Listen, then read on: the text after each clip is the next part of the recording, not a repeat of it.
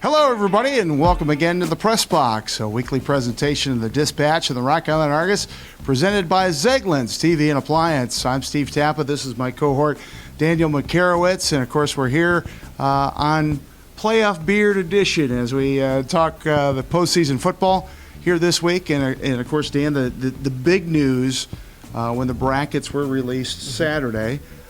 Geneseo, after much conjecture that they were going to end up in 4A, they instead end up in 5A. Sterling Newman had been on the bubble between 2A and 3A. They end up in 3A, and that really opens up for Rockridge, I think. Yeah, Rockridge. I don't think it would have mattered whether Newman would have been in 2A, because I think Rockridge has the talent to make it to Champaign this year. The state championships are going to be in Champaign this year, but it does open it up a little bit more. The biggest hurdle, potentially second round Mercer County, who beat Rockridge a year ago in Aledo. But if they were to meet, it would be in Rockridge this season. Lanark, Eastland, Pearl City. They've been rolling up some points. They're 9-0. They're the number one seed in that quadrant, or in the upper, in that quadrant. In the north, in the northern bracket. So, in looking at it, I still will think that Rockridge is built this year for a good run, based on their ability to throw the ball, based on their ability to run the ball. And their defense has played pretty good. I know that Coach Graves would like to see a little bit more consistency out of his defense, but when your offense has been able to put up yards and points like they have this season, there's no reason why they can't make a run. And the reason being, I really think Luke Johnson's ability to throw the ball and Rockridge's ability to throw passes is really going to help them as they play deep into November. Yeah, I said they're my pick in 2A regardless. They had a great opening game this year, season opening game with Sterling Newman, 20-14, heartbreaker. Rockridge had a winning touchdown tracked down by Brady Rude from Newman, the track champ, and if Johnson doesn't get taken down on that, Rockridge rolls to 9-0, and they're the top seed in northern part of the bracket. I'm wondering if they're not almost disappointed that Newman moved up to 3A. I think at the bottom line is, you play who you get, and I don't think that seeds particularly matter, especially in quadrant football. Alleman last year, I believe, was the third seed in their quadrant, and they made it all the way to the state semifinals. Right, yeah. The question will be is if Mercer County can beat Orion in what I think is going to be a pretty good matchup. I think the way that Orion's defense has been struggling recently, allowing 90 points in the last two games, that could be problematic. And Mercer County's defense has been playing better, and their offense is starting to show a little bit of life, too. Sure. I was going to say Mercer County's had problems scoring points all year until recently, and they started putting some points on the board. The big thing was Spencer Wood, a quarterback, has been able to throw the ball a little bit more, and they're getting yards through the air. And to me, that's what Mercer County needs to do, because the running game is going to be tough, but Spencer Wood has seemed to really play well the last couple weeks. So Rockridge taking on Annawan-Wethersfield in the first round. Mercer County taking on Orion. Rockridge and Mercer County hosting. Two games in the area. Going to be real exciting. And it'll be interesting to see if those two hosting teams win. If Mercer County has the Jedi mind tricks on Rockridge, I think that's the biggest impediment to a state title run. Correct. I would agree. The difference being, if Rockridge plays Mercer County, it's going to be at Rockridge. Yep. In 5A, of course, Geneseo, they were top ranked until this week in 5A.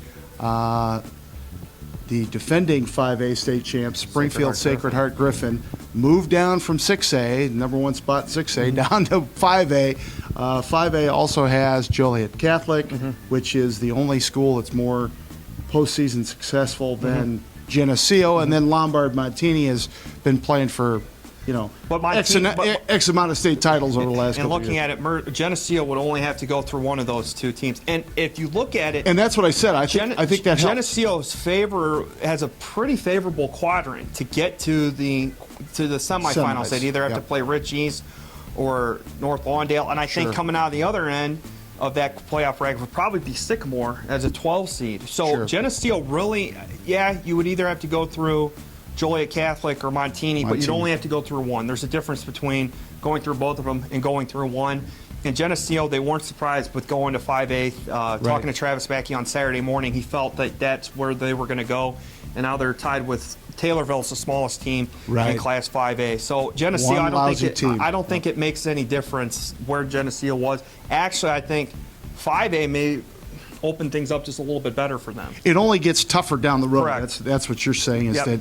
that, their state final good, but semifinal and final will be probably their two toughest games of the year, and they should be. Yep. They should be. 4A, of course, Alleman goes to Elgin St. Edward, and I've already said I think Alleman can win this game. I do. I Yeah. believe they can go up there and get it done. Yeah. This is a Elgin St. Edwards team that 9-0. They're state ranked. However, Haven't beaten anybody. They haven't played anybody. They've beaten one. They've played and beaten one playoff team. Alleman's very well tested. Correct. They've got a postseason mentality. They're going to be as physical as St. Edward, and I got a feeling that the Pioneers are going to pull this game out and make a little bit of a run in that 4A bracket. Yeah, I mean it shapes up for Alleman. If they can play the way they're capable, they should be fine. Getting Kylie Dorsey back's huge. I think that opens up the running game a little bit more. And playoff tested, and they've been tested every game this season. I mean, you look at UT and Moline. They're still big physical teams that they had to beat. Rock Island, same thing. Playing Peoria, Richwoods, and Quincy and Galesburg. I think Alleman's kind of prepared for this moment. And they're a good defensive Correct. team, I think. They've Correct. gotten a lot better from the first couple games when they played, of course, Peoria High and Peoria Notre Dame, two real monsters out there, but they've gotten progressively better from that point on. So I'm expecting a deep run from the Alleman Pioneers one more time. And then we go, of course, down to 1A. We've got a couple matchups there as well. I guess first off, Fulton earns their way into the playoffs. They beat a playoff team to get to 5 wins, and then they lock in that playoff spot by knocking off Bureau Valley, which was playing for their postseason life. And their reward, of course, is Forreston.